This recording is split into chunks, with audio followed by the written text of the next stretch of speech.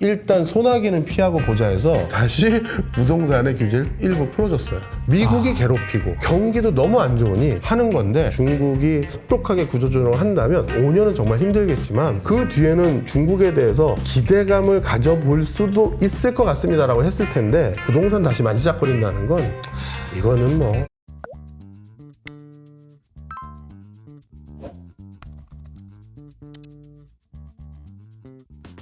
마지막으로 저희 네. 이제 중국 이야기 좀 해볼게요. 중국의 경제 상황이 진짜 안 좋다는 얘기가 많이 나와요. 네. 그래서 이게 지금 상황이 얼마나 안 좋은 거고, 뭐 부동산 뭐 여러 가지 얘기가 나오는데 교수님 보시기에는 중국 상황을 좀 어떻게 봐야 되겠나요? 얼마 전에 갔을 때 뭐 더 안 좋아졌다는 느낌을 더 받았어요. 일성지 도시들의 공실률이라는 거는 뭐 이루 말할 수 없는 수준까지 됐고요. 우리 여의도만한 어떤 부지에 이 뭐 50층 이상 되는 건물에 공실률이 90%인 동네도 제가 일부러 한번 찾아가서 90%? 예, 건물 앞에 들어가서 문을 열려고 했더니 진짜 우리 뭐 요 근처에 뭐 50층 이상 된 빌딩 많잖아요. 근데 그 빌딩이 입구가 닫혀 있어요. 그러니까 그 빌딩 지금 쓰고 있는 사람이 없는 거죠. 그래서 그 옆에 있는 빌딩 갔더니 입구가 열려져 있는데 어두컴컴하고 그 들어가면 뭐 뒤에 이렇게 팻말로 몇 층에 뭐 있고 몇 층에 뭐 있는데 한 진짜 90%는 비어있는 건물이 즐비하더라고요. 완전 유령 도시 같은 느낌. 예, 맞습니다. 그래서 중국 청년들의 청년 실업률 뭐 그거 말고도 뭐 하여튼 상황이 그런 상황이고요. 그래서 저는 중국 내부에서 이거를 결국은 본인들도 야 이거 쉽지 않다 생각해서 정책 기조를 지난번 이효석 아카데미 나왔을 때와 달리 시프트한 게 있어요. 지난번까지만 하더라도 중국이 부동산으로 돈 버는 건 더 이상 좌시하지 않겠다라는 기조가 확고해 보였어요. 그래서 헝다, 완다, 비구이, 위안 등 일부는 국유화해서 다시 인민공이나 이런 사람들의 저가 분양하고 그래서 이 땅에서 부동산으로 돈 번 사람을 없앨 테니 그리고 주거 안정은 우리가 어떻게든 다시 도모해 드릴 테니 양극화도 막으면서요. 그렇게 하는 기조로 갈까 싶었는데 세상에 경기가 너무 안 좋으니까 부동산과 관련된 규제를 일부 다시 풀었어요. 그래서 부동산 대출을 완화해줬고 부동산 대출을 받을 수 있는 대상자를 또 늘렸고 이거는 다시 예전 같은 방식을 일부는 활용할 수밖에 없다라고 판단한 거예요. 그만큼 경기가 안 좋다는 거죠. 사실 지금도 중국이 아킬레스건이 됐던 가장 큰 이유가 2004년도에 중국에서 본격적으로 부동산 규제를 했던 것을 그 효과가 2005년, 2006년 바로 조금씩 나오기 시작했는데 2007년에 그걸 완벽히 뒤엎었거든요. 왜 그러냐면 98년, 99년에 중국이 완벽하게 부동산 시장을 민영화해버렸고 네. 이제 중국은 더 이상 주택을 중국에서 정부에서 공급하지 않겠습니다. 선언하고 민간에서 알아서 하세요라가 98년, 99년도예요. 그리고 민간에서 난리가 나기 시작한 거예요. 그 땅 좋아하는 그 민족이 야, 이제 우리 보러 알아서 하라고 내가 지어서 팔거나 내가 사고 싶은 집에 알아서 민간 업체에서 하면 되는 거네 하면서 진짜 난리가 났어요. 그래서 2004년까지 부동산이 진짜 상승률이 50%씩 찍혀왔었는데 일성지 도시들은 뭐 100%씩 찍혔죠, 매년. 네. 100%라는 거는 진짜 상상도 하기 힘드네요. 네. 그러니까 이게 뭐 몇 년 지났더니 8배 올라 있고 10배 올라 있고 이런 지역들이 많았단 말이에요. 그러다 보니까 중국 정부도 야 이건 아닌 것 같아 해서 2004년도부터 대대적인 부동산 규제에 들어갔어요. 그러니까 2005년부터 시행이 된 거죠. 네. 규제를 만든 게 2004년이니까. 그런데 갑자기 2005, 2006년 한 2년 시행하면서 약발 좀 먹히려고 했는데 2007년 뭐가 터졌다? 글로벌 금융위기. 글로벌 금융위기. 그러니 중국이 거기도 대외 의존적인 수출에서 비중이 차지하는 게 되게 큰데 야 이거 큰일 났는데 일단 소나기는 피하고 보자 해서 완벽히 다시 들어엎어서 부동산 경기를 부양해 버렸어요. 그때 부양했었을 때 대학생들도 아파트 샀어요. 곧 졸업하시잖아요. 그럼 취업하실 거네요. 집 필요하시죠. 지금 사세요. 이거예요. 그럼 대학생들에게 어떻게 신용을 믿고 빌려주냐? 중국 금융회사들이 고수인 거죠. 걔를 믿은 게 아니죠. 정부를 믿은 거죠. 아니죠. 그러면요. 부모님 모셔와죠. 걔가 그 대출 못 갚아서 신용불량돼 있으면 그 부모가 가만히 있겠어요? 그걸 믿는 거예요. 그러니까 머리 좋은 거예요. 그리고 국가는 그걸 수수방관 해줬고 그래 그렇게라도 해서 경기 돌려 한 거예요. 일단은 그런데 그 2007년부터 2010년까지 불었던 그 부동산 광풍이 많은 중국인들에게 어떤 인식을 시켰냐면 이번이 막차야. 아. 우리 맨날 가끔 댓글 나오면 그런 거 있잖아요. 맞아. 오늘이 애플 막차입니다. 그거랑 똑같은 거예요. 우리 부동산 광풍 불더니 중국 정부에서 부동산 규제 때려서 우리 사고 싶은 거 못 사고 투자하고 싶은 거 못 하고 투기하고 싶은 거 못 했던 거 기억나지? 드디어 급한 불 끌려고 다시 한정적으로 열어준 것 같아. 다시 불 끄면 또 투기 억제할 것 같아 하면서 그때는 진짜 미친 듯이 부동산에 개발, 투자, 재투자 또 그냥 조감도만 가지고 또 선빵 날리고 하는 게 그때가 진짜 미쳤어요. 그래서 2007년부터 2010년까지 그 착공했던 그때의 그 뭐랄까요? 개발 이슈들은 지금까지 유령 도시로 남거나 지금까지 분양은 됐는데 거기 거주 안 하고 이런 그 어떤 건지 아시죠? 입주 미입주 물량들. 이런 게 쌓여간 게 다 이때예요. 왜냐하면 사람들이 눈이 뒤집어지니까 조감도만 보고 계약하시죠. 뭐 이게 이제 그때 심했던 거예요. 그 디벨로퍼들도 말도 안 되는 거 아닌데 지금은 조감도만 그려도 전량 다 팔려 해서 그냥 대충 한 거예요. 아파트 단지가 여의도만 하는 곳인데 여기에서 출퇴근하는 도로가 없는 신도시도 가봤어요.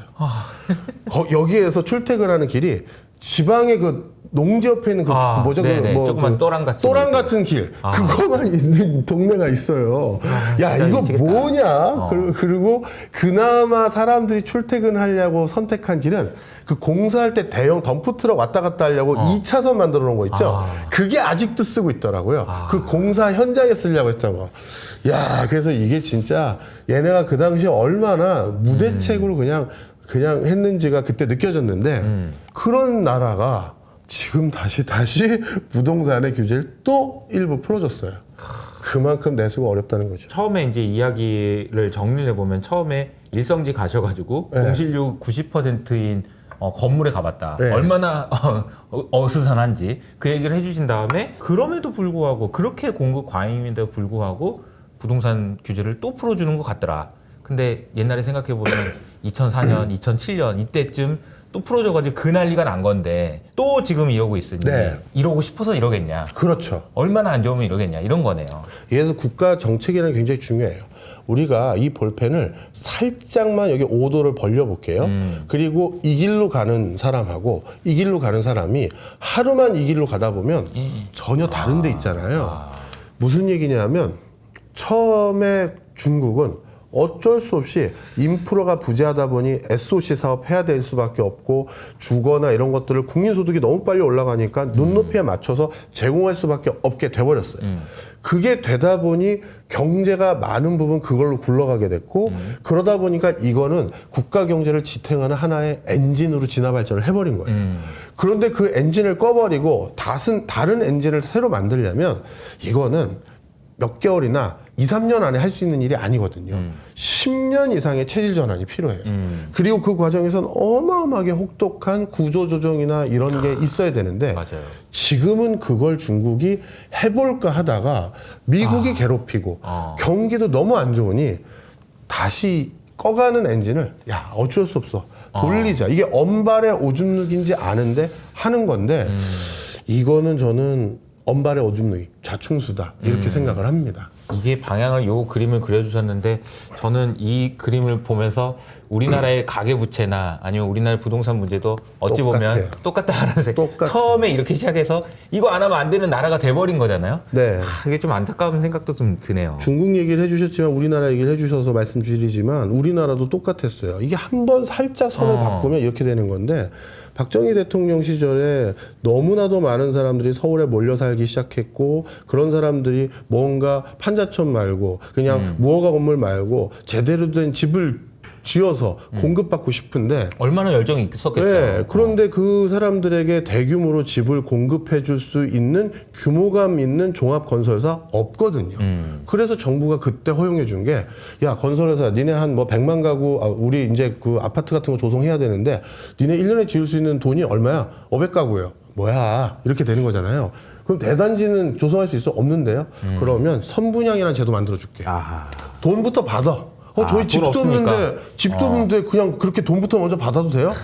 돈을 줄 테니까 그걸 지으라고 이렇게 해준 거예요. 그렇게 해서 우리나라에서 어떤 일이 생겼다? 우리나라 굴지의 재벌 기업들은 다 건설회사 하나 끼고 있잖아요.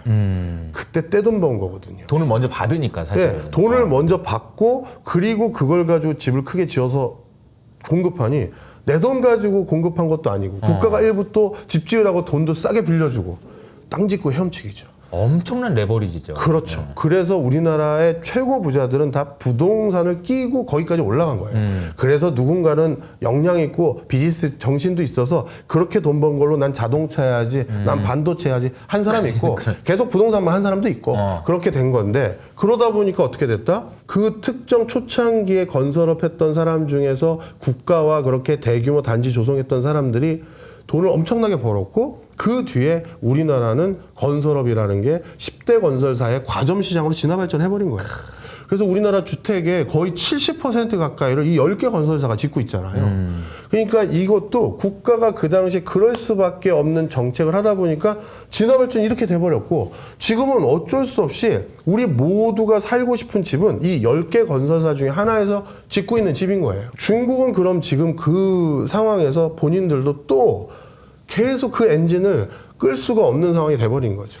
저는 그렇기 때문에 중국이 오히려 이번 엔진을 끄고 이번에 혹독하게 구조조정을 한다면 오히려 한 5년은 정말 힘들겠지만 그 뒤에는 중국에 대해서 기대감을 가져볼 수도 있을 것 같습니다라고 했을 텐데 요즘 부동산 다시 만지작거린다는 건 이거는 뭐 정말 더 힘들어진 구간으로 네. 다시 돌아올 수 없는 길을 선택한 거 아닌가 이런 생각도 드네요. 저는 좀 최근에 인상적이었던 게 교수님이 중국의 채널에서 보니까 중국의 교육에 대해서 엄청나게 할애를 많이 해서 이야기를 해주신 걸 봤는데요. 교육열 하면 우리나라, 뭐 중국 마찬가지인데 이게 딱 결국에는 또 출산율로 이어지고 국가 경쟁력으로 이어지는 것 같아요. 사실 중국도 우리나라도 뭐 어떻게 보면 사람들 공부시켜서 뭐 좀 경제적으로 자유롭게 살길 원하고 그다음에 좀 사람들이 사회적으로 대우받기를 희망하는 그 경로를 추구하는 대표적인 국가예요.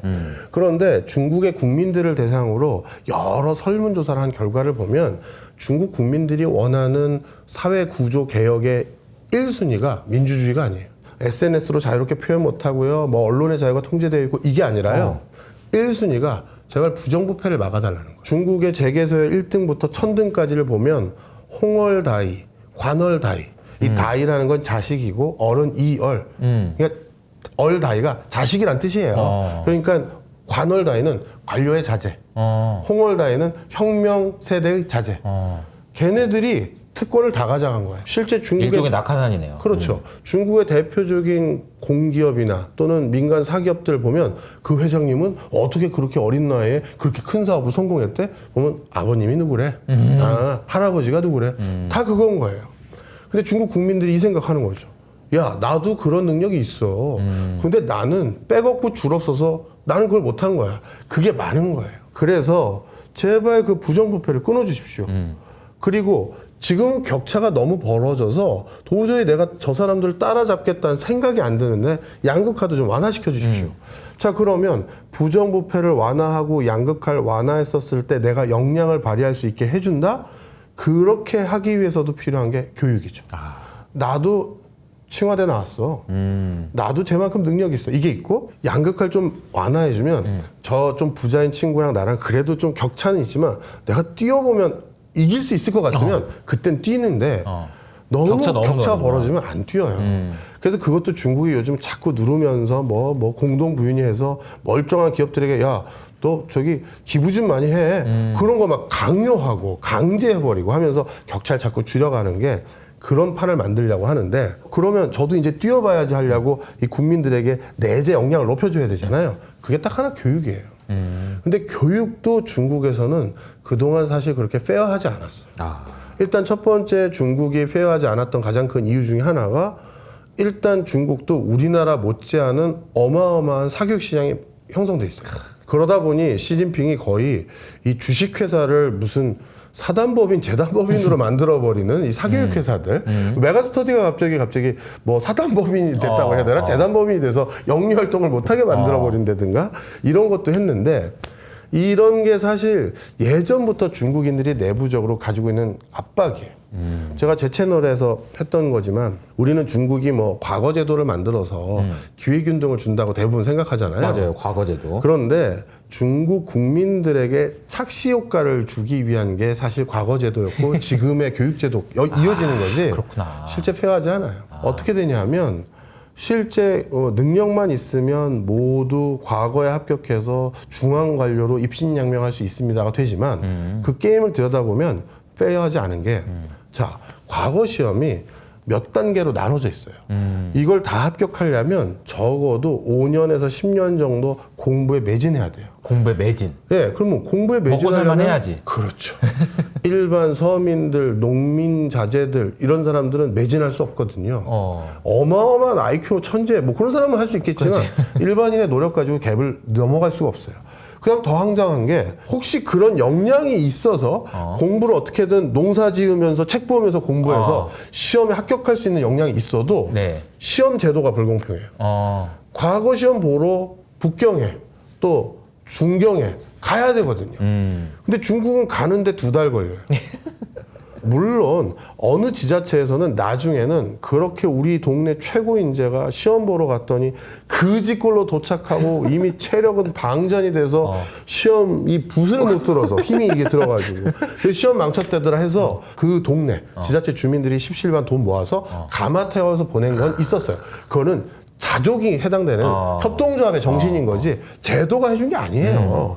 그렇게 해서 했고 그 다음에 이게 또 불공평한 게 아주 명망과 자제는 어떻게 하냐면 아버님이 야, 너 이제 마지막 고시로 따지면 2차만 남았어. 그러면 너는 지금부터 우리 동네 있지 말고 아빠가 북경 근처에 집 하나 사놨어.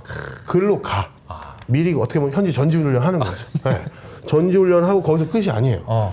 작년도 장원하고 재작년도 장원한 애를 과외 선생님 내가 붙여놨거든. 걔한테 작년도 나온 문제가 뭔지 물어봐. 그리고 재작년도 나온 문제 물어보고 그건 어차피 올해 안 나올 거 아니야. 문제 바뀌니까요. 그러니까 그거 빼고 공부하면 돼. 이렇게 되는 거예요. 그러면 그 과정에서 조금 노골적으로 얘기할게요. 문제 유출이 정말 그 없을까? 수많은 기간 동안 없었을까요? 페어한 게임이 아니다. 페어한 게임이 아니다. 근데 교육이라는 게 마치 내가 공부를 열심히 하면은 성공할 수 있는데 내가 어제 공부를 안 해가지고 막 이런 식으로 비판을 스스로 하게 되는데 사실 어떻게 보면 이 제도 자체가 페어하진 않을 수 있다. 그렇죠. 라는 거고. 그래서 어떻게 보면 이미 기득권을 잡은 사람에게 야 기회를 줬는데 너 못한 거야? 네 능력 잘못이잖아. 라고 얘기하기 해서 너무 스스로, 좋은. 네, 스스로를 탁하게 만드는 거예요. 그럼 요즘은 어떠냐? 요즘은 중국의 수능이라는 제도가 지자체마다 따로 보잖아요. 근데 특이한 게 지자체마다 문제가 달라요. 그래요? 그런데 어떻게 전국 서열을 매기지? 이해가 안 가요. 그리고 지자체마다 칭화대, 북경대, 그 다음에 뭐 복단대 올 수 있는 쿼터가 있어요. 그러면 이것도 또 뭐야? 이런 약간 지금도 예전 과거 제도와 유사한 잔재들이 물론 행정 효율성과 여러 가지 이유는 있어요. 명분은 있죠. 근데 페어하지 않는 얘기가 많고요. 그걸 계속 하다 보니까 내부에서도 불만이 여기까지 찬 거예요. 그래서 어쩔 수 없이 또 한 가지 아까 뭐 북경 옆에 장원급제한 사람 옆에 가해시키는 것처럼 중국 내부에서도 그 사교육 그 회사에서 정말 어마어마하게 돈 써가면서 할 거 아니겠습니까? 그쵸. 그래서 시진핑이 보다 못해 이제 일부는 없애준 거예요. 엄청나게 많은 이야기를 오늘 했는데 사실 이제 미국부터 시작해서 이제 중국까지 우리나라 이야기도 잠깐 했고요. 네, 세상의 변화를 정말로 그 뭐라고 해야 될까요? 너무너무 그 이야기 듣듯이 소설 읽듯이 재밌게 잘 들었던 것 같습니다. 그 오랜만에 나와주셨는데 저희 이제 다음에 또 나와주실 걸 약속드리면서 네. 저희 이제 그 효치님들인데 인사 한번 부탁드릴까요? 예, 효치님들 뭐 요즘 막 주식 시장이 미국 증시 투자하시는 분들, 뭐 한국 증시 투자하는 분들 뭐 희비가 많이 엇갈리고 뭐 도대체 어떻게 해야 될지 많이 고민들 많이 되실 겁니다. 근데 뭐 사실 뭐 저도 뭐 그런 고민하는 사람들 중에 하나인데요. 우리 이효석 대표님한테도 많이 여쭤보고 하면서 저도 이런저런 투자하는데 주식시장은 무슨 얘기를 드리고 싶은 거냐면 주식시장엔 또 기회가 항상 오더라고요. 근데 지금 내 계좌가 좀 벙벙하다고 잠시 창 안 보고 공부 등한시하면 기회가 왔을 때 지난번처럼 또 놓쳐요. 평소에 계속 스터디를 하다 보면 그 기회가 왔을 때 바로 판단이 돼서 바로 행동으로 이어질 수가 있거든요. 지금이 그냥 공부하기에 제일 좋은 시점이다. 이렇게 생각해 주셨으면 좋겠습니다. 네, 알겠습니다. 오늘 나와주셔서 감사드리고요. 박정호 교수님이 하시는 여의도 맨션이라는 유튜브 채널도 있어요. 가셔가지고 너무 재밌는 이야기 많으니까 한번 보시면 좋을 것 같고요. 저희는 여기서 인사드리도록 하겠습니다. 감사합니다.